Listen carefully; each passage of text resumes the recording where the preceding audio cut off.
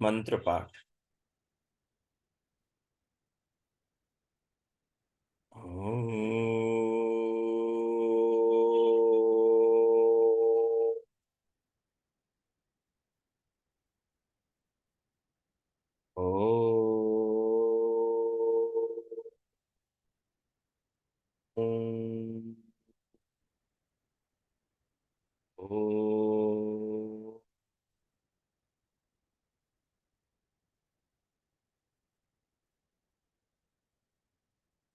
ओम असतो मा सद्गमय तमसो मा ज्योतिर्गमय मृत्योर्मामृतं गमय। ओम शांति शांति शांति। ओम ओम। सभी को सादर नमस्ते। आप सभी का सरल योग से ईश्वर साक्षात्कार योग दर्शन पाठशाला में हार्दिक स्वागत है। आज हमारी ये छठी कक्षा प्रारंभ होगी। पीछे हमने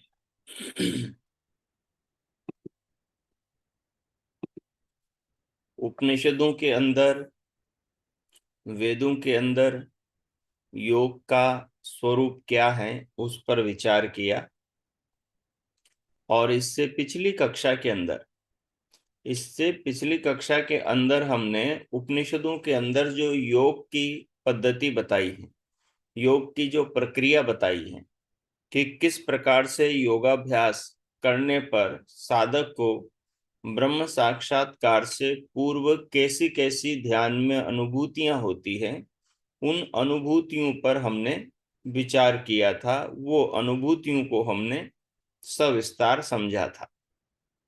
उसके बाद में जब साधक के जीवन के अंदर साधना साधनों का प्रयोग करने से अवतरित होती है, तो उसका साधक के जीवन में कुछ सकारात्मक प्रभाव अवतरित होता है, सकारात्मक अनुभूतियां जो उसके लिए प्रेरणा का विषय बनती है, जो उसको साधना की दिशा में, ईश्वर प्राप्ति की दिशा में, आध्यात्मिक उन्नति की दिशा में निरंतर प्रेरित प्रेरित करती चली जाती हैं। ऐसी कुछ दिव्य अनुभूतियां साधक को साधना के काल में, जब वो योग के साधनों का अभ्यास कर रहा होता है, तो उसको जीवन में अनुभव होने लगती है। और उन अनुभूतियों में हमने पीछे जाना कि साधक का शरीर हल्का हो जाता है, उसके मलमूत्र में गंध दुर्गंध कम हो जाती है, मलमूत्र कम हो जाता है, उसका शरीर निरोग हो जाता है। साधारणतया जो रोग होते हैं वो रोगों से रहित हो जाता है योगी। उसके स्वर के अंदर मधुरता आ जाती है, कंठ उसका मीठा हो जाता है, उसका व्यक्तित्व निखर जाता है, उसके चेहरे पर, ललाट पर, उसके व्यक्तित्व में आकर्षण आ जाता है, तेज आ जाता है, क्योंकि वो मन से प्रसन्न रहने लगता है, उसका चित्त सात्विक रहने लगता है, उसकी भावनाएं निर्मल होने लगती हैं और उसका स्वभाव कोमल होने लगता है। जो ब्रह्मचारी होता है, जो योगी होता है, जो साधक होता है, जो उपासक होता है, वो स्वभाव से कोमल हो जाता है। कोमलता का मतलब होता है संवेदनशीलता। जो व्यक्ति कोमल नहीं है और वो अपने आप को साधु कहता है, तो अवश्य आप जान लीजिए हैं कि वो तामसिक साधु है, वो राजसिक साधु है, या यूं समझिए कि वो ज्ञान का पिटारा है। जानकारियां उसने संग्रहित कर रखी हैं और वो एक रिकॉर्डर मात्र है। जिसको आप बजा सकते हैं, आप बोलेंगे तो मानो, आपने पूछा तो मानो, आपने बटन दबा दिया रिकॉर्डर का, और आपने बटन दबाते ही वो रिकॉर्डर चलने लग जाएगा। जो भी प्रश्न करोगे उसका वो उत्तर बताने लगेगा। और यदि वो कोमल होगा, कोमलता उसके अंदर होगी, तो वो वास्तव में साधु होगा। कोमलता का अर्थ है करुणा, कोमलता का अर्थ है दयाशीलता, कोमलता का अर्थ है विनयशीलता, कोमलता का अर्थ है आर्जव। आर्जव का मतलब है गीलापन, नमी। और इसका व्यवहार में अभिप्राय होगा लचीलापन। और इसको यदि और भी सरल शब्दों में समझे तो यूं कह सकते हैं हम दयावान, दयालु। ये जो गुण है, ये साधक में जैसे ही वो साधना से जुड़ता है, जैसे ही वो यम नियमों से जुड़ता है, जैसे ही वो योग के मूल्यों से, योग के आधारों से, सोपानों से, सीढ़ियों से जुड़ता है, उसके स्वभाव में सबसे पहले कोमलता का अवतरण होता है। कोमलता का गुण परमात्मा के संपर्क से आता है। कोमलता का गुण योग के प्रयोग से आता है। कोमलता का गुण भगवान के भजन से, ईश्वर की भक्ति से आता है। कोमलता का गुण साधना से और ईश्वर का चिंतन मनन करने से, ईश्वर को समझने से और मुक्ति की कामना अपने अंदर प्रकट करने से, मुक्ति की कामना अपने अंदर बनाने से आता है। कोमलता क्या है? कोमलता का अर्थ है संवेदनशीलता। वो दूसरे की जरा भी पीड़ा को अपनी पीड़ा समझने लगता है। आचार्य चाणक्य कहते हैं साधुओं का जो शरीर है वो समाज का शरीर होता है। साधु अपने शरीर को समाज का शरीर समझता है। दूसरी बात, साधु दूसरों के दुखों को अपना दुख समझता है। इसको कोमलता कहते हैं। वो दूसरे को जरा भी दुख देना नहीं चाहता। आप याद कीजिए स्वामी दयानंद सरस्वती जी के उस घटना को। अंतिम दिन महर्षि जब जगन्नाथ ने उनको विष दे दिया और उनको पता लग गया, तो उसको पास में बुलाया, उसको डांटा नहीं, उसको धमकाया नहीं, उसको कहा अरे जगन्नाथ, तूने ये क्या किया? काश मेरे हाथ से चारों वेदों का भाष्य होता तो संसार में पूरे भूमंडल पर ज्ञान का ऐसा प्रकाश होता जिसको दुनिया में कोई ढांपने वाला न होता। अपने पास का जो धन था, स्वामी जी महाराज करुणावश वो धन उसके हाथ में सौंपते हुए कहते हैं जगन्नाथ, ये पैसा ले और यहां से अपनी जान बचा, नेपाल भाग जा, नहीं तो मेरे भक्त हो सकता है तुझे कोई नुकसान पहुंचा दे। ये करुणा की चरम सीमा है, ये कोमलता की महान सीमा है। मैं शुरू से आपको निवेदन करता चला रहा हूं कि हर दिन आपको एक न एक बिंदु अपनी नोटबुक में नोट करना है और उस बिंदु को आपको जीना है। हर दिन आपको आत्मनिरीक्षण करना है। हर दिन आपको अपने मस्तिष्क को, परमात्मा को, योग को सौंपना है और आपको ब्रह्म भाव की नौका में बैठना है। ब्रह्म भाव की नौका में अपनी आत्मा को, अपने मन को, अपने मस्तिष्क को, अपनी भावनाओं को बिठाना है। जितना आप ब्रह्म भाव की नौका में विचरण करेंगे, ब्रह्म भाव से युक्त होकर जीवन जीने का मतलब ही ब्रह्म भाव की नौका में बैठकर जीवन जीना होता है। तो ब्रह्म भाव की नौका में आपको बैठना है और वो ब्रह्म भाव की नौका में बैठेंगे तो कोमलता आपके स्वभाव में आएगी ही आएगी। जो साधु होगा, जो साधक होगा, जो उपासक होगा, जो भगवान का भक्त होगा, किसी की पीठ पीछे भी उसके मुंह से आप आलोचना नहीं सुनोगे। किसी को दुख देने, किसी के नुकसान पहुंचाने, किसी के छल कपट की भावना उसके व्यवहार में, उसकी बातचीत में आपको प्रतीत नहीं होगा। आपको लगेगा कि दूसरे के दिए दुख को भी वो सहन करके उसके प्रति भी सुख देने की भावना रखता है। जिसका हृदय इस प्रकार की उदारता से भरा हुआ है, समझिएगा कि वो कोमल है, वो कोमल है। इसलिए ब्रह्मचारी के लिए भी कहा है कि ब्रह्मचारी का एक सबसे बड़ा गुण होता है वो कोमलता। और ब्रह्मचारी का अर्थ होता है ब्रह्मचर्य, यानी जो ब्रह्म में विचरण करता है। ब्रह्म यानी जो भगवान को पाने के लिए शिक्षा का, ज्ञान का अर्चन करता है, ज्ञानार्जन करता है, ज्ञान का ग्रहण करता है, अपना ये मस्तिष्क रूपी जो कमंडल है इसके अंदर वो शास्त्रों के ज्ञान का ग्रहण करता है, वो ब्रह्मचारी है जो ब्रह्म को पाने के लिए ज्ञान का चरण करता है, ज्ञान का ग्रहण करता है। तो उसका सबसे बड़ा गुण है कोमलता। तो साधक के अंदर कोमलता अनिवार्य है, कोमलता आनी चाहिए, कोमलता होनी चाहिए, कोमलता के बिना कुछ भी नहीं है। तो इस चीज को अपने जीवन में लाना है, क्योंकि कोमलता आएगी तो साधना आएगी। अहिंसा का आप पालन ही तब कर पाओगे जब आपके जीवन में कोमलता आएगी, आपके हृदय के अंदर दयाशीलता आएगी, आपके हृदय के अंदर सारे संसार को अपनेपन में समेटने वाला उदारता का भाव पैदा होगा, आप करुणावान हो जाएंगे।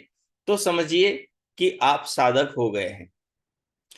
तो हम बात कर रहे थे कि जब साधना के अंदर साधक उतर जाता है तो उसको अपने भीतर ये गुणों की अनुभूतियां होने लगती हैं, उसका शरीर हल्का हो जाता है सात्विक आहार लेने से, और अल्प आहार लेने से, और ऋतु के अनुसार आहार खाने से, और विरुद्ध आहार न करने से, भावनाओं पूर्वक आहार का निर्माण करके अच्छे लोगों के हाथ का आहार सात्विक सेवन करने से धीरे धीरे उस व्यक्ति का मन पवित्र होता है, विचार पवित्र होते हैं, और धीरे धीरे उसका रक्त है, शरीर के धातु हैं, सारे पवित्र होते हैं। उस पवित्रता का प्रभाव उसके मन पर, उसके विचारों पर, उसके भाव पर, उसकी बॉडी की स्मेल पर, हर चीज पर उसका प्रभाव पड़ता है, देह की एक एक कोशिका पर प्रभाव पड़ता है।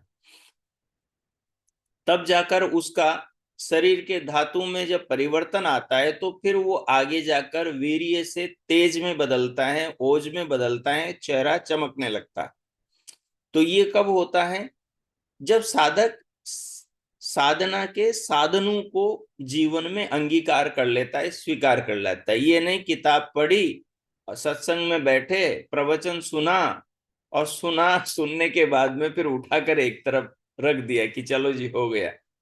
ऐसे साधना नहीं होगी, ऐसे सफलता भी नहीं मिलेगी। कई महान भाव कहते हैं जी 2 साल से हम तो साधना कर रहे हैं, हम तो 5 साल से कर रहे हैं, हम 10 साल से जी संध्या उपासना कर रहे हैं, हम जी 10 बार तो मैंने योग दर्शन पढ़ लिया। और जब ऐसा अवसर आता है ना तो देखो कैसे आग की तरह गुस्सा उनके व्यवहार में फूट पड़ता है। जब वो किसी से बात करते हैं, जरा सी विपरीत परिस्थिति आ जाती है तो गाली गलौज पे आ जाते हैं, पर निंदा करने लग जाते हैं, दूसरे के प्रति ऐसे से बुरे भाव प्रकट करते हैं, और कह रहे हैं जी 10 साल से हम तो साधना कर रहे हैं। तो साधना का जो फल है वो व्यवहार है।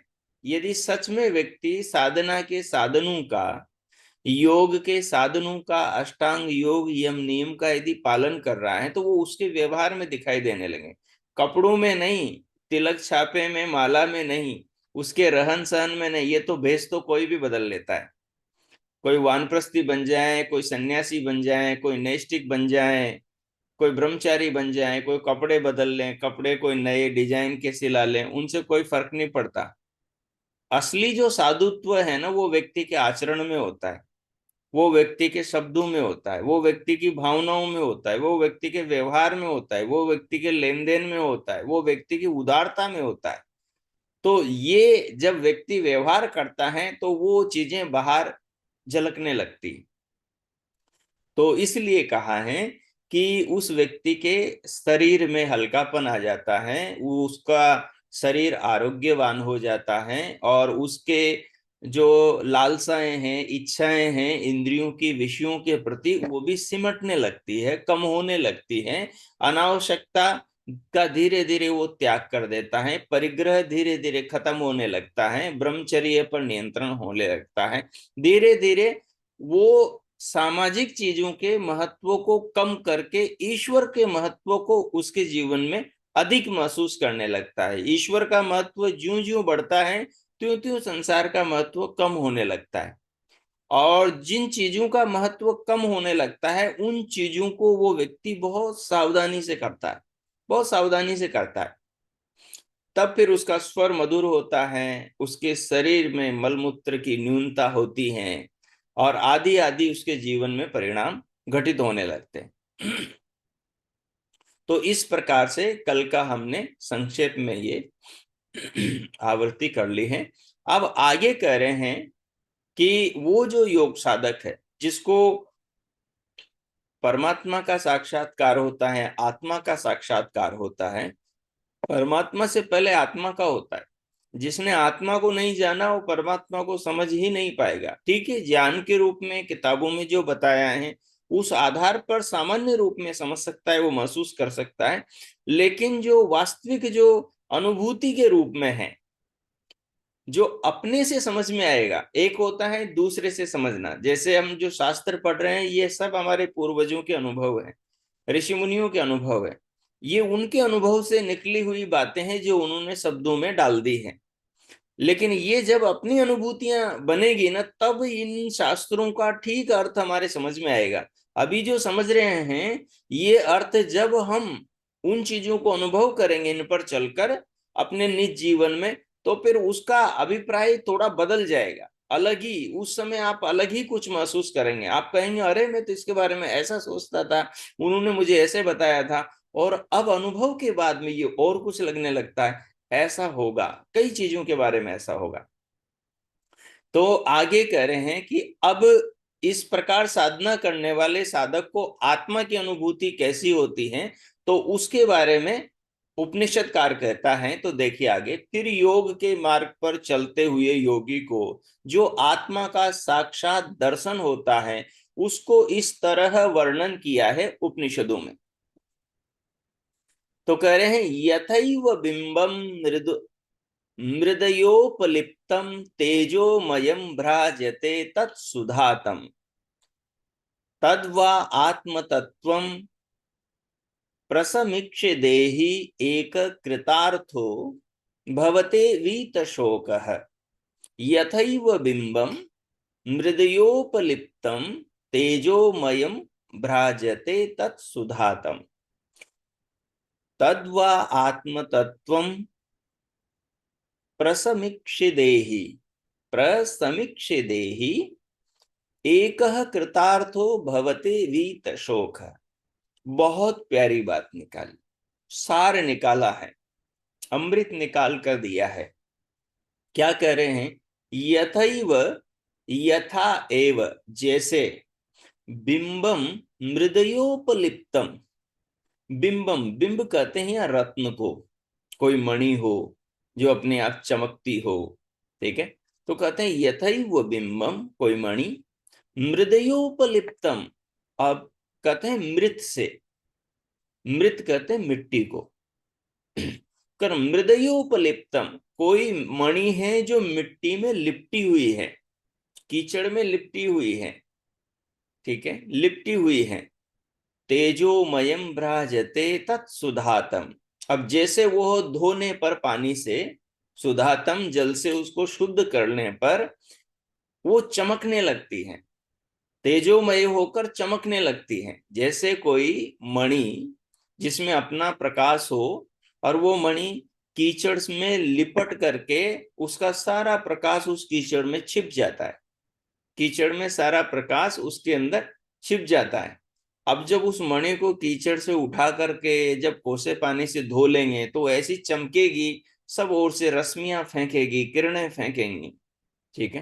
तो कह रहा है इस प्रकार से, इस प्रकार से इस प्रकार से यद्वा आत्म तत्वम प्रसमीक्ष्य देहि, जब ये साधक, ये उपासक, ये योगी, ये योगिनी, साधिका, उपासिका जब योग के सिद्धांतों का जीवन में आचरण करके जब उस आत्मा को अपनी देह के अंदर सारी खांच को हटाकर, काई को हटा करके, ये काई और ये खांच और ये मिट्टी क्या है जिसके अंदर वो मणि लिपटी हुई थी, वो मिट्टी वो खांच जो है ना, वो जो जंग है ना, वो हमारे हमारे विकार है।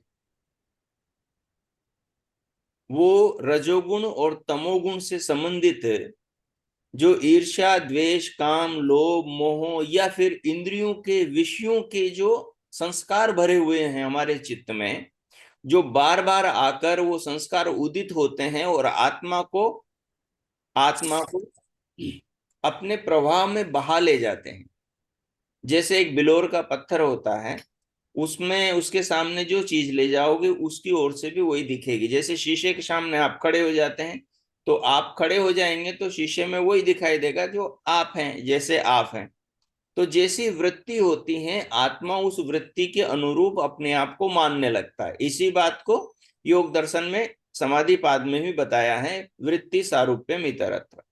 तो यहाँ कह रहे हैं कि ये जो संस्कारों की गंदगी है, ये जो अज्ञान की गंदगी है, ये जो अविद्या, अस्मिता, राग, द्वेष और अभिनिवेश, ये जो 5 प्रकार के क्लेश, ये 5 प्रकार की जो अविद्या है, इस अविद्या के जो संस्कार पड़े हुए हैं, और इन संस्कारों ने मिट्टी की तरह आत्मा को लिप्त कर दिया है।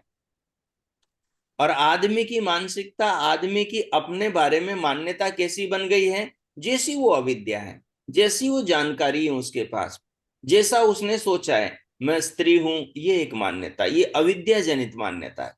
मैं पुरुष हूं, ये एक अविद्या जनित मान्यता है। मैं सुंदर हूं, ये अविद्या जनित मान्यता है। मैं कुरूप हूं, मैं मोटा, मैं पतला, मैं न्यूनांग, मैं पूर्णांग हूं, ये अविद्या जनित मान्यता है। मैं हिंदू, मुस्लिम, सिख, ईसाई वगैरह हूं, ये अविद्या जनित मान्यता है।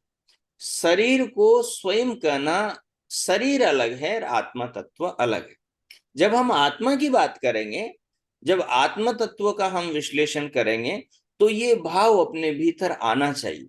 और इस भाव का आधार शास्त्र का ज्ञान होना चाहिए, क्योंकि शास्त्र का ज्ञान कसौटियों पर कसा हुआ है। शास्त्रों का ज्ञान परखा हुआ, ज्ञान के तराजू पर तोला हुआ है, परमाणु के द्वारा परीक्षा किया हुआ है। शास्त्र का ज्ञान वैसा है जैसा पदार्थ है, जैसा वस्तु तत्व है, शास्त्र का ज्ञान वैसा है। तो उस शास्त्र के ज्ञान से जब हम अपने शरीर के पदार्थों का परीक्षण करके पाते हैं, जानते हैं, जाने हुए को अनुभव करते हैं, तो फिर ऐसा होता है जैसे कोई अविद्या का जो कीचड़ था, जो जैसे उस बिंब मणि के ऊपर कीचड़ लपट गया और उसकी सुंदरता, उसकी चमक, उसका जो अपना स्वरूप था वो छिप गया, जैसे सूर्य छिप जाता है बादल की ओट में। ठीक उसी प्रकार से अविद्या की ओट में जैसे आत्मा का स्वरूप छिप गया था और आदमी अपने आप को क्या से क्या मान रहा था। मकान गिर गया तो वो रो रहा है, पैसा चला गया तो वो रो रहा है, कुछ हो रहा है तो वो रो रहा है, और थोड़ी सी परिस्थिति बिगड़ जाए तो फिर वो परिस्थिति से बाहर हो रहा है। तो ये जो सारी स्थितियां हैं ये अविद्या जनित हैं। लेकिन जब व्यक्ति शास्त्र के ज्ञान के अनुरूप साधना करके, साधनों का प्रयोग करके, साधना में जब वो अपने स्वरूप को जानता है, अविद्या आदि के कीचड़ को हटा लेता है, तो फिर अपने आत्म तत्व को ठीक वैसा अनुभव करता है जैसे कीचड़ में लिपटी हुई मणि को पानी से धोने पर वो चमकने लगती हैं। वैसे ही आत्म तत्व को शास्त्र चिंतन के जल से, शास्त्र ज्ञान के जल से चिंतन करके वो शुद्ध करता है, परखता है। जो शास्त्र से उसे प्रमाण मिले हैं, जैसे हमने महर्षि कणाद मुनि का प्रमाण लिया था कि प्राण, अपान, निमेष, उन्मेष, जीवन, गति, मनो इंद्रियांतर विकार। और महर्षि गौतम का लिया था इच्छा द्वेष प्रयत्न सुख दुख ज्ञानात् मनोलिंगानी। तो ये जो लिए थे सारे प्रमाण, ये परमाणु से वो अपनी आत्मा को परखता है, परमाणु से वो अपने विचारों को परखता है कि बुद्धि क्या है, मन क्या है, विचार क्या है, वृत्तियां क्या हैं, और आत्मा का भाग क्या है, मैं हूं ये कहाँ से आ रहा है, इसका पूरा का पूरा वो विश्लेषण ध्यान में बैठ करके करता है। तो इस विश्लेषण के करते करते, इस परीक्षा को करते करते करते धीरे धीरे धीरे निखर करके आत्म तत्व आ जाता है। आत्म तत्व सामने आ जाता है, चिंतन करते करते निकल करके सामने आता है। जैसे पानी से धोते धोते उसका सारा कीचड़ हट जाता है और वो मणि चमकने लगती, वैसे ही शास्त्र के ज्ञान से आत्मा का चिंतन करते करते करते प्रकृति एक तरफ, जड़ तत्व एक तरफ हो जाता है, चेतन तत्व एक तरफ हो जाता है, चेतन तत्व एक तरफ हो जाता है, बुद्धि है, मन है, ज्ञानेन्द्रियां हैं, कर्म इंद्रियां हैं, अंतकरण है, अहंकार है, अस्मिता है, ये सब अलग हो जाते हैं और आत्म तत्व निखर के अलग हो जाता है। तो ये सब ज्ञान के द्वारा, चिंतन के द्वारा अस्मिता समाधि के अंदर स्पष्ट क्लियर हो जाता है और आत्मा को वो अलग निकाल करके अनुभव कर लेता है। उस बात को यहाँ पर कह रहे हैं कि यद्वा आत्म तत्वम प्रसमीक्ष्य देही एक कृतार्थो भवते वीत शोक। जब शुद्ध होकर चमकते हुए आत्म तत्व को देखकर मनुष्य शोक से परे हुआ कृतार्थ हो जाता है। कृतार्थ का मतलब जिस उद्देश्य से बैठा था साधना के लिए, साधना के लिए तैयार हुआ था, आज वो उद्देश्य उसका पूरा हो गया, आज वो शिखर पर, आज वो चरम पर, आज वो लक्ष्य को पूरा कर चुका, वो इस स्थिति तक पहुंच जाता है। ये बात यहां पर कह रहे हैं। फिर आगे कहते हैं योग दर्शन हमें बतलाता है कि जब आत्मा अपने आप को देख लेता है, जब आत्मा अपने आप को देख लेता है तो वह अपने स्वरूप में अवस्थित हो जाता है। यही योग दर्शन के आरंभ के सूत्रों में कहा, तदा दृष्टु स्वरूपे अवस्थानम। तो आत्मा स्वरूप के अंदर अवस्थित हो जाता है। स्वरूप, स्व यानी स्वयं के, रूप यानी स्वरूप में, अवस्थित यानी समाहित हो जाता है, अपने स्वरूप में आ जाता है। जैसे मैं सामने की चीजों को देख रहा हूं तो मैं अभी इनके स्वरूप में गया हुआ हूं, अभी मैं शरीर को शीशे में देख रहा हूं, मैं शरीर के स्वरूप में गया हुआ हूं। लेकिन जब इन सब से हट जाऊंगा, जब वृत्ति निरोध हो जाएगा, चित्त में कोई वृत्ति नहीं होगी, मैं केवल अपने आप में होऊंगा, तो वो होगा अवस्थित हो जाना, वो होगा अपने आप में आ जाना, सब चीजों को छोड़ देना, सबसे हट जाना, सबसे अलग हो जाना, अपने आप में चले जाना, वो है अवस्थित हो जाना। ये ही कैवल्य है। और इसी को योग दर्शन में केवल हो जाने को, स्वयं में समाहित हो जाने को, अपने आप में आ जाने को मुक्ति कहा है, कैवल्य को ही मुक्ति कहा है। ये योग दर्शन की बात है। ये योग दर्शन में आगे हम पदे पदे समझते चले जाएंगे। फिर आगे कहा पर उपनिषद में हमें इससे आगे ले जाती है, उपनिषद हमें इससे भी थोड़ी आगे लेकर जाती, इससे भी आगे की बात हमारे सामने उपनिषद रखती है। क्या रखती है इसके आगे की बात? उपनिषद इसके आगे की बात हमारे सामने रखती हैं। म्यूट रखें। इसके आगे उपनिषद कहती हैं कि जब हमने आत्म तत्व को देख लिया, फिर उस आत्म तत्व से ब्रह्म तत्व को देखते हैं, आत्म तत्व से ब्रह्म तत्व को देखते हैं और उसको मुक्ति कहते हैं। पहले हम आत्म तत्व को देखते हैं, क्योंकि ब्रह्म जो तत्व है, परमात्मा जो है, वो परमात्मा का ज्ञान आत्मा के ज्ञान से ही होता है। जब तक आत्मा का ज्ञान नहीं होगा तब तक परमात्मा का ज्ञान नहीं होगा, क्योंकि परमात्मा भी चेतन है और आत्मा भी चेतन है।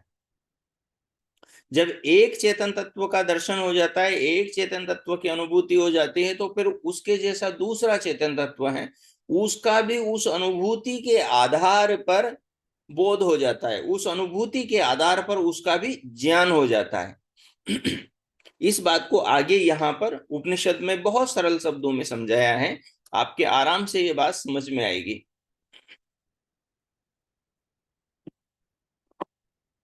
आत्मा की अनुभूति से अन्य आत्माओं का ज्ञान होता है और आत्मा की अनुभूति से अन्य आत्माओं के जैसे ही परमात्मा का ज्ञान होता है। क्योंकि यहां तक जाते जाते ये स्थिति तब आती है जब यम नियमों का पालन कर लेता है साधक। बिना यम नियमों के पालन किए इस स्थिति तक नहीं पहुंच सकता साधक। ये यहां तक कि किताबों के माध्यम से बात कोई भी कर सकता है।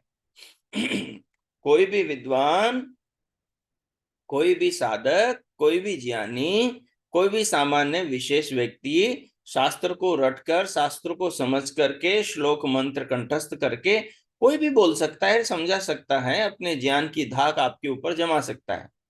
ठीक है। लेकिन वो जो अनुभूति, जो समझ है, वो समझ जिसने साधना करी होगी, साधना के साधनों का जिसने निज जीवन में उपयोग किया होगा, वो जो अनुभव करेगा, वो जो जिस प्रकार से अनुभव हुआ, उसमें उसने ध्यान में बैठकर कैसे कैसे क्या क्या किया, वो जो सूक्ष्म बातें हैं, वो जो गहराई की बातें हैं, वो गहराई की बातें तो वही बताएगा जिसने उन्हें अनुभव किया होगा। बाकी ऊपर ऊपर की बातें बताएंगे जो किताब में आपको मिल जाएगी।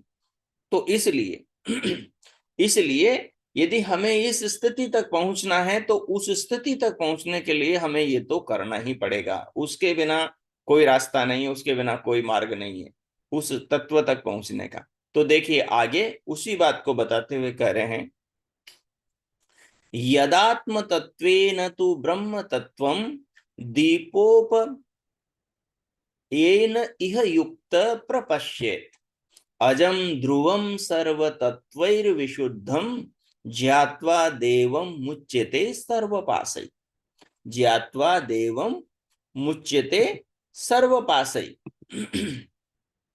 देखिए क्या कह रहे हैं, यदात्म तत्वेन तु ब्रह्म तत्वम। यदा आत्म तत्वेन, जब साधक अपनी आत्मा को जान लेता है, अपनी आत्मा को अनुभव कर लेता है, अपने आत्मा को समझ लेता है, अपने आत्मा और उससे भिन्न जो जड़ तत्व हैं, दृष्टा और दृश्य के भेद को समझ लेता है, तब तब क्या होता है तो बता रहे, यदात्म तत्वेन तु ब्रह्म तत्वम। फिर जब युक्त होकर आत्म तत्व के दीपक से ब्रह्म तत्व को देखता है, जो अनुभव हुआ है, जो शास्त्र से समझा है, उसके आधार पर साधनों के द्वारा जो अपने आप को जाना है, इस ज्ञान से युक्त होकर, इस ज्ञान से युक्त होकर अपने आत्म तत्व की अनुभूति के प्रकाश में, अनुभूति का प्रकाश का मतलब है उस अनुभूति का जो आलोक, अनुभूति के आलोक का मतलब जो समझ है, अनुभूति की समझ है, जो आत्मा को जो जाना है, वो जानने से जो समझ पैदा हुई है कि चेतना कैसी होती है, क्या होता है चेतना का अनुभव, ये जो समझ हुई है, इस समझ के, इस समझ से युक्त होकर, इस समझ वाले ज्ञान, इस समझ वाले दीपक, इस समझ के आलोक में, इस समझ के प्रकाश में, इस समझ से वो फिर परमात्मा तत्व को समझता है। ये कह रहे हैं। तो कह रहे हैं कि तू ब्रह्म तत्वम दीपोपम एन इह युक्त। जैसे दीपक होता है, दीपक के प्रकाश में हम कोई चीज देखते हैं, देखते हैं दीप जलाते ही दीप के उजाले में हमें आसपास का सब चीजें दिखाई देने लगती हैं। ठीक इसी प्रकार ज्ञान के द्वारा हम आत्मा को देखते हैं, आत्मा की अनुभूति करते हैं। अब वो जो अनुभूति का जो प्रकाश हुआ, अनुभूति का जो हमें ज्ञान हुआ कि आत्मा का अनुभव कैसा होता है, ये अनुभव को यहाँ पर दीपक का प्रकाश कहा। ये दीपक के प्रकाश की तरह है। और इसी अनुभव के आधार पर वो दूसरी आत्माओं को भी जानेगा और वो परमात्मा को भी समझेगा कि परमात्मा जो विश्व चेतना है, परमात्मा जो विभू चेतना है, परमात्मा जो सर्वशक्तिमान सत्ता है विश्व की, वो कैसी है, वो क्या है, वो उसको वो यहां से समझ पाएगा। फिर आगे कहा, अब वो समझता है तो वो कैसा समझता है, कैसा फील करता है, वो विश्व चेतना को समाधि में बैठकर क्या महसूस करता है। तो उसी बात को यहाँ श्लोक की अगली पंक्ति में बता रहे हैं। और बताते हुए कहते हैं, अजम ध्रुवम सर्व तत्वैर विशुद्धम ज्ञात्वा देवम मुच्यते सर्व पासई। समस्त संसार के जितने भी बंधन हैं, सारे बंधनों से वो मुच्यते, मुक्त हो जाता है, छूट जाता है, अलग हो जाता है, सारे बंधन झड़ जाते हैं उसके। जैसे कोई कपड़े में धूल हो, झाड़ने के बाद में सारी धूल झड़ झड़ जाती है, बस ऐसे ही झड़ जाते हैं। कहा, उस परम तत्व को कैसा जानता है, अजम। वो परम तत्व कैसा है, बोले वो तो जो ब्रह्म तत्व है वो तो अजम है। अजम का मतलब होता है अजन्मा, जिसका जन्म नहीं हुआ, जन्म नहीं हुआ, वो अजन्मा है। फिर कहा ध्रुवम, वो कूटस्थ है, नित्य है, अटल है। वो कूटस्थ है, नित्य है, अजन्मा है, शाश्वत है, सनातन है। अनुभूति से समझता है, अनुभूति से इस तत्व को समझता है। फिर कहते हैं सर्व तत्वैर विशुद्धम, संसार के जितने भी तत्व हैं, अनंत आत्माएं और प्रकृति की से बने हुए जितने पदार्थ हैं, बुद्धि है, मन है, अहंकार है, ज्ञानेन्द्रियां, कर्मेंद्रियां हैं, और बाकी जड़ वस्तुएं, पहाड़ पर्वत नदियां सागर, सब कुछ जितनी भी चीजें हैं, इनसे सबसे वो शुद्ध है। अपाप विद्धम, क्या कहा उसके बारे में वेद में? सपर्येगा शुक्रम अकायम अवर्णम अश्नाविरम शुद्धम अपाप विद्धम, कबीर मनीषी परिभूर स्वयंभूरिया था तथ्य तो अर्थान वेदधाचास्वते भ्य समाभ्य। कहा वो परमात्मा कैसा है? बोले सपर्यगात, साधक अनुभव करके, तपस्वी अनुभव करके, ऋषि अनुभव करके, ऋषि कह रहा है वेद का, सपर्यगात, मैंने जाना वो जो भगवान है, वो जो ब्रह्म तत्व है, परि अगात, सर्वत्र पहुंचा हुआ है, सब जगह विद्यमान है। जैसे मुझे यहाँ संसार में भारत के अंदर बैठा हुआ पानीपत में पाल रहा है, वैसे ही मैंने समाधि में जाना कि वो तो धरती के नीचे पाताल देश के अंदर अमेरिका में जो बैठे हुए मनुष्य हैं, उनके लिए भी ऑक्सीजन बना रहा है, उनके लिए भी पेड़ों के द्वारा ऑक्सीजन बना रहा है, उनके भी जीवन के सारे सूक्ष्म स्थूल पदार्थों का, दृश्य अदृश्य प्राकृतिक पदार्थों का निर्माण कर रहा है।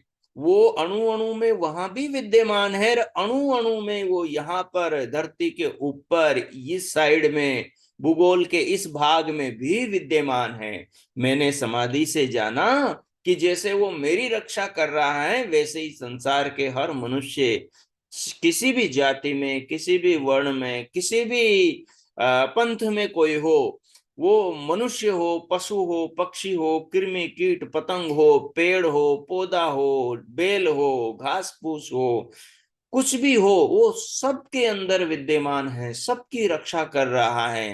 अणु अणु का स्वामी वो है, वही सबको जान रहा है। विश्वम शृणोति पश्यति, वो सारे विश्व को सुनता है और सब कुछ को जानता है। जब वो ऋषि भीतर बैठता है, जब भगवान से वो अपने अपने पिंड, अपने अपने चित्त के मंडल को जब ब्रह्मांड से जोड़ता है, तो परमात्मा तो सर्वज्ञ है, उसकी तो उपस्थिति सर्वत्र है।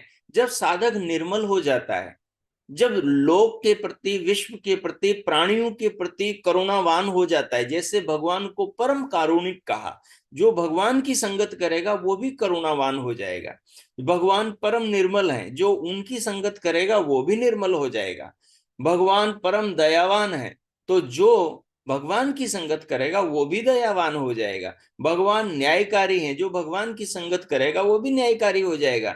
भगवान शोषण नहीं करते, किसी को किसी को अपनी ओर से दुख नहीं देते, तो वो भी व्यक्ति ऐसा हो जाएगा, वो भी व्यक्ति ऐसा हो जाएगा।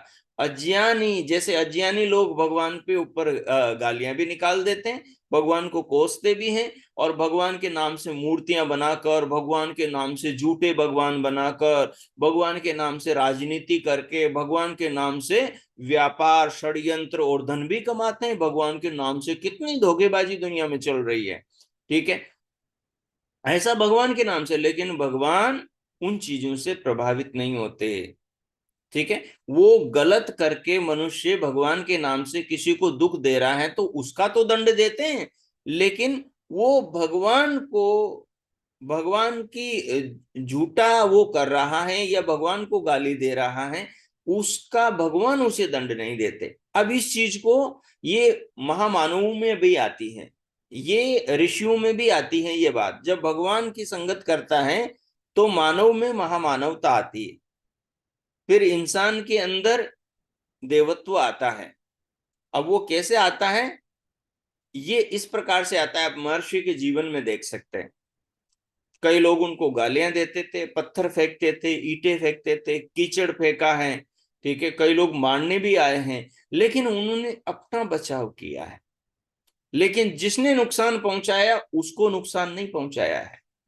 ये आपको सबसे बड़ा जो उदाहरण अहिंसा का मिलेगा, ये स्वामी दयानंद सरस्वती के जीवन में मिलेगा। 19वीं सदी के इस महानायक, इस समाज सुधारक के जीवन में आपको अहिंसा का सबसे बड़ा जो उदाहरण मिलेगा। जीवन के अंदर पदे पदे अहिंसा को आप चरितार्थ होता हुआ दीपक की तरह उजाला में देखना चाहते हो तो स्वामी दयानंद सरस्वती के जीवन में देख सकते हो।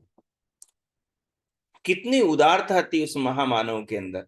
तो ये सब जो चीजें हैं, जो भगवान से कनेक्ट होगा वो भगवान का प्रकाश, भगवान का प्रभाव उसके जीवन में भी आएगा।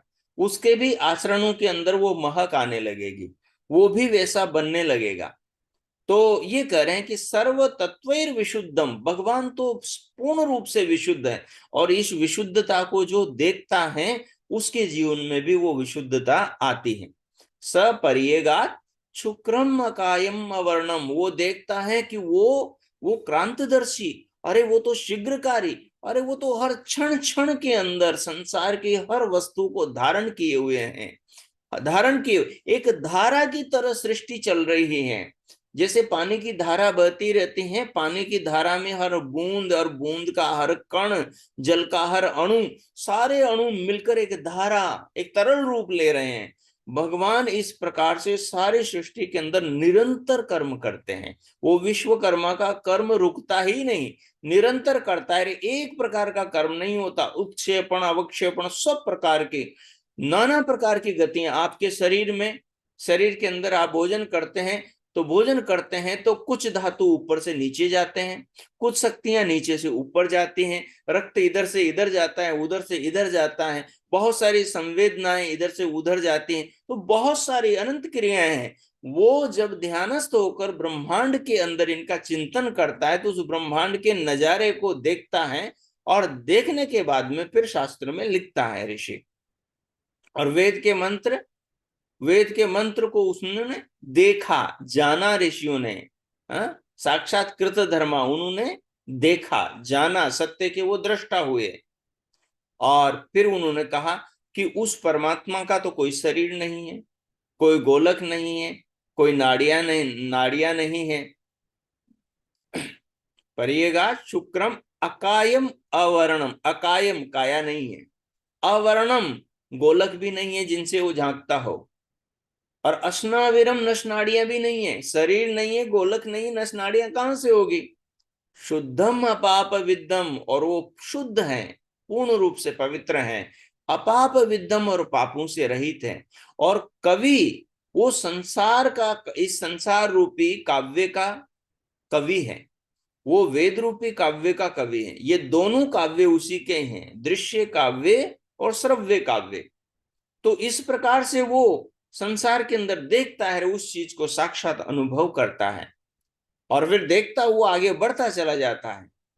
वो कवि है, मनीषी है, और वो स्वयंभू है, उस वो किसी के द्वारा स्थापित नहीं है, वो स्वयं है। अपाप विद्यम कबीर मनीषी परिभूर स्वयंभूर याता तथ्य तो अर्थान वेदधात शाश्वती समाव्य। जीव रूपी प्रजा के लिए जो चीज जैसी जहां होनी चाहिए उस चीज को वैसा बना रहा है, और सबका पालन समान रूप से कर रहा है। तो इस प्रकार से उस तत्व की गहराई तक वो ऋषि पहुंचता है, और वो इस प्रकार से यजुर्वेद का ऋषि कहता है।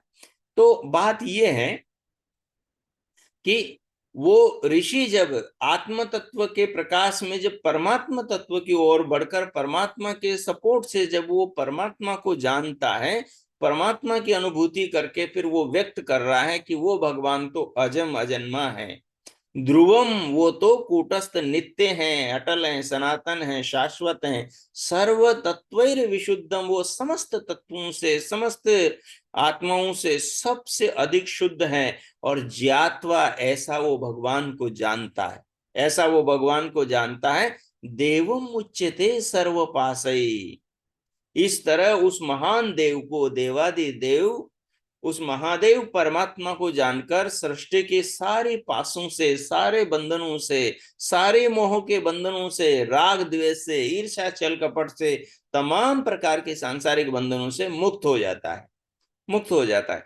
तो उपनिषद का ऋषि कह रहा है कि इस योग की प्रक्रिया के द्वारा एक साधक साधना के साधनों को अपनाकर साधना के इस प्रकार से शिखर पर पहुंचता है और जीवन के महान उद्देश्य को प्राप्त कर लेता है, महान उद्देश्य को प्राप्त कर लेता है। फिर आगे देखिए क्या करें। यद्यपि उपनिषद हमें यहाँ योग से आगे पहुंचाती है, तो भी योग में यह कोई विरोध या त्रुटि नहीं है। योग भी हमें ईश्वर का स्वरूप बतलाता है और उसका प्रणिधान सिखलाता है, ईश्वर प्रणिधान सिखलाता है।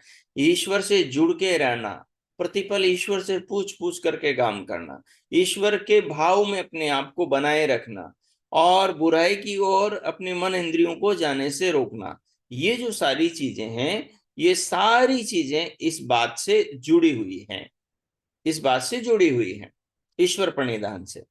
यहाँ यह प्रश्न उत्पन्न होता है, माना कि योग दर्शन में ईश्वर और उसके प्रणिधान का वर्णन है, तथापि मुख्य विषय यहाँ पुरुष का अपने स्वरूप में अवस्थित होना है, अपने स्वरूप को जानना है, आत्मा का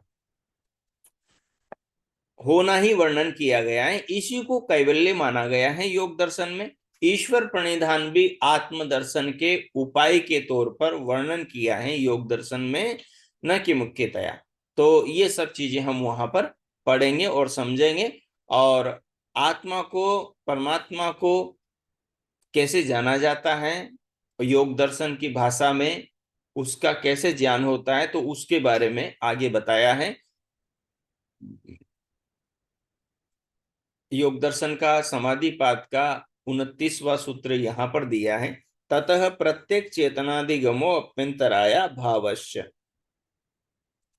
तो कहते हैं कि ततः प्रत्येक चेतनादिगमो, उस परमात्मा के नाम का जब ज्ञान पूर्वक, अर्थ पूर्वक, भाव पूर्वक जब साधक जप करता है, तो जप के साथ साथ परमात्मा के स्वरूप को जानता है, स्वरूप को जान करके फिर अपनी आत्मा के स्वरूप को जानता है।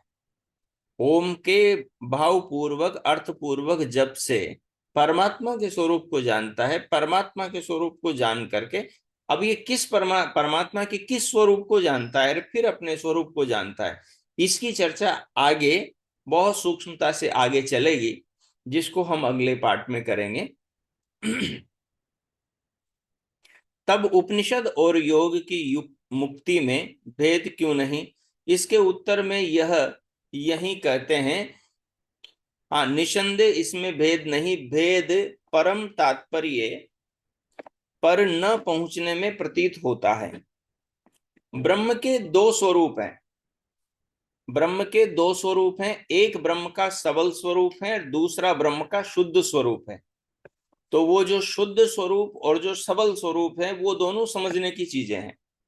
योग दर्शन ये हमारे YouTube चैनल के अंदर एक ध्यान की कक्षा में ईश्वर के सबल स्वरूप पर हमने ध्यान किया है, वो YouTube में जाएंगे तो आपको मिल जाएगा, ईश्वर के सबल स्वरूप का पर ध्यान। तो उसको आप लोग एक बार सुन लेंगे तो ये ईश्वर का सबल स्वरूप क्या है और शुद्ध स्वरूप क्या है, ये दोनों समझ में आ जाएंगे, दोनों में अंतर है। जो सृष्टि के साथ में परमात्मा जुड़े हैं और सृष्टि में परमात्मा को विद्यमान मानकर सृष्टि के माध्यम से जो परमात्मा को जाना जाता है, वो ईश्वर का सबल स्वरूप है। और जो परमात्मा का शुद्ध स्वरूप है, जब वृत्ति निरोध हो जाता है और परमात्मा की कृपा से परमात्मा के स्वरूप का साक्षात्कार समाधि के अंतर्गत होता है, असंप्रज्ञात समाधि में, वो स्वरूप परमात्मा का शुद्ध स्वरूप होता है। उसको आगे विस्तार से योग दर्शन में हम पढ़ेंगे, समझेंगे। तो आज जो हमने मुख्य रूप से समझा कि साधना के द्वारा जब साधक का जीवन उत्कृष्ट हो जाता है, जब वो साधनों का अच्छे रीति से पालन करता है, तो उसका बहुत अच्छा परिणाम उसके जीवन में घटित होता है और उस परिणाम के फलस्वरूप वो अपनी आत्मा को जानता है, परमात्मा को जानता है, मुक्ति को प्राप्त करता है। मनुष्य जीवन को धन्य कर लेता है। ये यहाँ पर बताया गया, और इसके आगे की चर्चा हम कल की कक्षा में करेंगे। आज की कक्षा का आपका समय पूरा होता है। अब इससे संबंधित आप में से कोई कुछ पूछना चाहें तो वो पूछ सकते हैं, उनका स्वागत है। आचार्य जी नमस्ते। हाँ, अ, नमस्ते। आप ये ईश्वर प्रणिधान के बारे में बाद में बताएंगे या अभी कुछ मैं उसके बारे में समझना चाहती हूँ। ईश्वर प्रणिधान का मतलब होता है ईश्वर से जुड़कर जीवन को जीना। ईश्वर से जुड़कर। जीवन को अभी सरल शब्दों में समझिए, ईश्वर से जुड़ जीवन को जीना ही ईश्वर प्रणिधान। जी। हाँ, ईश्वर प्रणिधान है। वहाँ इस प्रकार से कहा गया है कि जो साधक होता है, ईश्वर को अपने पक्ष में कर लेता है, यानी ईश्वर को प्रसन्न कर लेता है, ईश्वर को वो अपने अनुकूल कर लेता है। अब इस बात को ऐसे समझें आप, जैसे एक बालक अपने पिता को या एक पुत्र अपने पिता को कैसे अनुकूल करता है? पिता की आज्ञा का पालन करके, पिता के निर्देश के अनुसार जीवन जीकर, पिता की गुण गौरव गरिमा को बढ़ाकर ही कोई पुत्र जो है वो अपने पिता को अनुकूल करता है, यानी पिता को प्रसन्न करता है। और फिर पिता के पास में जो कुछ होता है, वो पुत्र जब पिता को अनुकूल कर लेता है अपने आचरण व्यवहार से, पिता के अनुकूल चलकर, तो फिर पिता अनुकूल होकर उसके पास में जो संपदा है वो पुत्र को प्रदान कर देता है। इस बात को, अब जैसे ये उदाहरण आपने समझा समाज का, इसी प्रकार से ईश्वर जब मनुष्य, साधक साधिका, उपासक उपासिका, ईश्वर के आदेश का जो वेद में आदेश दिया है, दुरितानि पराशुभ यद भद्रम तन आशुभ, ठीक है, इसी की बारीकियां आगे मिलती है हमें। तो जो यम और नियम है, वो यम और नियम आपके सामाजिक यम जो है वो आपके सामाजिक जीवन को ठीक करते हैं, सामाजिक दोषों से आपको निवृत्त करते हैं। और जो नियम है वो आपको व्यक्तिगत जीवन के अंदर श्रेष्ठ बनाते हैं, योग्य बनाते हैं। तो जब आप यम और नियम के द्वारा अपने सामाजिक और आंतरिक जीवन को एकदम स्वच्छ पवित्र बना लेते हैं, इन दोनों के अनुरूप काम करते हैं, तो आप वेद के अनुरूप ही, ईश्वर की आज्ञा के अनुरूप ही काम कर रहे होते हैं। तो फिर ईश्वर प्रसन्न होकर आपकी समाधि लगवा देता है, और समाधि के अंदर आप अपने प्रकृति के और ईश्वर के स्वरूप को जानते हैं, और आपका जीवन धन्य हो जाता है। तो ईश्वर प्रणिधान का मतलब है यम नियमों का पालन करना और भगवान से जुड़कर यम नियमों के अनुरूप जीवन को जीना। अभी समझ में आ गया? जी। गया जी। धन्यवाद आचार्य। मतलब माता जी पूछिए। नमस्ते आचार्य जी। माता जी। हाँ, ये जैसे आपने आत्मा का बताया कि ये जैसे जैसे स्फटिक मणि होती है, उसमें हम लाल रंग का फूल डालेंगे तो लाल लाल दिखाई देगा, और वैसा विचार देखेंगे तो वैसा। क्या वही है, क्या मणि है, या उसके ऊपर धूल जमी हुई उसको उतारना है? हाँ हाँ हाँ, धूल कोई भी मणि कोई भी, ये एक दृष्टांत उदाहरण देकर समझाया है कि हाँ जैसे जी। के ऊपर धूल जम जाए तो उसकी चमक चली जाती है, ठीक है। अच्छा जी। जैसे सोना दूर से चमकता है। अब राग द्वेष से। हाँ अब जी। सोने के ऊपर धूल चढ़ जाए, मिट्टी चढ़ जाए, वो मिट्टी में पड़ा हो, तो फिर उसकी चमक चली जाती, ठीक है। तो वैसे ही जो हमारा आत्मा है उसके ऊपर अविद्या के संस्कार चढ़े हुए हैं, अविद्या की वृत्तियों से आत्मा घिरा हुआ है, इसलिए वो अपने स्वरूप को नहीं समझ पाता, अपने महत्व को नहीं जान पाता, इसलिए ही वो बार बार दुखी होता है, इसीलिए वो बार बार नाना प्रकार के दुखों से गुजरता है, और अपने आप को जो वो है नहीं उसके विपरीत नाना रूपों के अंदर मानता है। तो इसी चीज को समझाया, उसी बात को आप दोबारा सुनेंगे रिकॉर्डिंग के अंदर तो आसान आराम से समझ में आ जाएंगे आप। तो शास्त्रों और विद्वानों के प्रवचनों से ये दूर होगा, जो जो वो जमी हुई है। हाँ शास्त्र जी।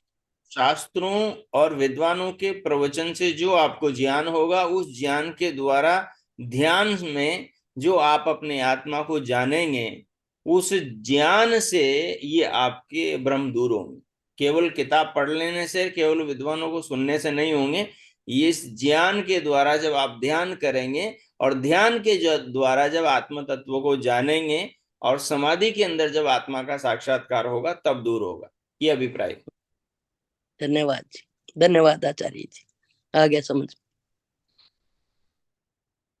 और किन्हीं का कोई प्रश्न है?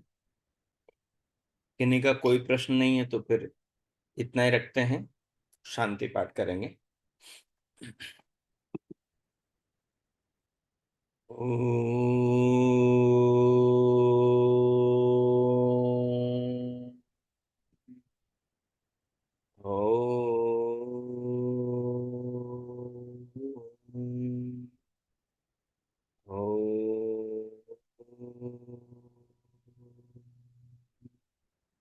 शांति शांति शांति हो।